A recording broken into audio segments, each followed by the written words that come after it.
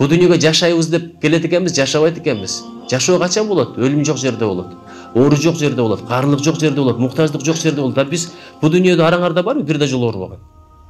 Бир да жолу муктаж болбогондор барбы? Карыбай тургандар барбы? Мына кечээ эле кичинекей бала эле. Менин 5 жашар кызым азыр сүйлөп калды. Мен кичинекей кезимде андай эле, мындай эле. Чоңоюп калгансың. Анда мен кичинекей болчумун мындай деп сүйлөйт. Азыр өзү 5 жарым чыкты. Ошон үчүн берекелерим, максатты так коелу, анан ак коелу, нак коелу. Максаттын билбеген адам айланбаш козду айланып жүрө берет. Максат өзгөрбөй турган нерсе экен. Азыр эле устаттардан уктук. Оюнчугум көп болсо деген бул максат эмес. Менде бурака эстегенде оюнчукту бекер алып келип берсе да ойнобойсуң.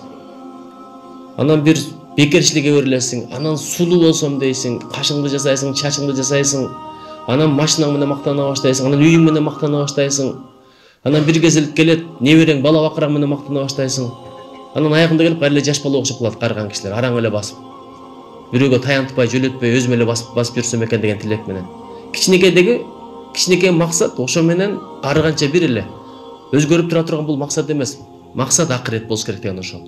Дүйнөдөн акыретке көңүл бөл деген ошол. Аспаптан амалга көңүл бөл деген ошол. Жаратылганга эмес, жаратуучуга көңүл бөл деген ошол. Анан илим алыш эч убакта кеч эмес экен. Мен 21 жашымда биринчи жолу англис тилин үйрөнүүгө ниет кылгам. Кудайга шүгүр кийин Америкада окудук, Японияда окудук, Польшада окудук, Литвада окудук, Германияда, Австрияда, Турцияда, Кытайда. Бирок мен негедир аалым деп ойлогондор көп. Мен аалым эмес, мен диний илим алган эмесмин.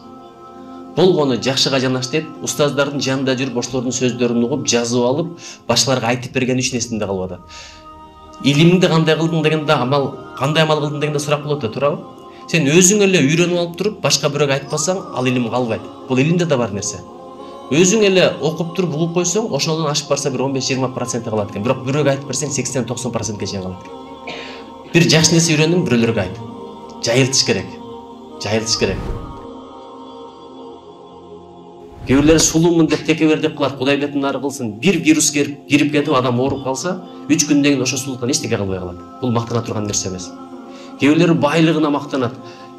Биз жакта жайлоодо чагылга түшүп 300дөй койду өлтүрүптү. Бир эле чагылган. Ошонун көпчүлүгү бир эле кичинекей экен. Балким зекетін берген эмес. Бир байлыгын Аллах Таала кааласа бир чагылган менен 1 секунд алып коет. Байлык да мактана турган нерсе эмес. Ошол айтып бай бир жуттук дейт, баатыр бир октук дейт. Күчкө таянып алып туруп бириңе бире корду көрсөтпөгүлө. Анткени мунун апаттары аябай көп. Биринчиден Алла Таалага жакпайсың. Алла Таала сага күч кубатты, мага таянабы же күчүнө таянабы деп сынап берген. Ким күчүнө таянып зулумдук кылса, Алла Таала сындырып коет. Бул бир. Экинчиден, кимге зулумдук кылсаң, зулумдук көргөн кишинин дуасы кабыл болот. Ар жакка барып алып, арка моюнуң алында калгыр, өлүп калгыр десе, ошол нерсе кабыл болуп калышы мүмкүн. Ошон үчүн күч кубатты зулумдукка пайдаланбаңыздар. Кээбирлери илимине мактанат, акылына мактанат. Башыңа бир таш түшүп кетсе, ошол илимден эчтеке калбайт башың. Бул мактана турган нерсе эмес. Ошон үчүн канчалык өскөн сайын мен эч ким эмесмин деген сезим менен өсүп кете бериңиздер. Ушул жерде устаттардын бири айтты эле, сен жакшы, мен жаман, сен будай, мен сабын. Бир адам айткан экен, я вечный ученик, ищу вечного учителя деп. If you fail planning, then you plan failing деген сөз бар. Эгерде сен пландоону колдон чыгарсаң, анда мүмкүнчүлүктү колдон чыгарганды пландайсың дегенчи.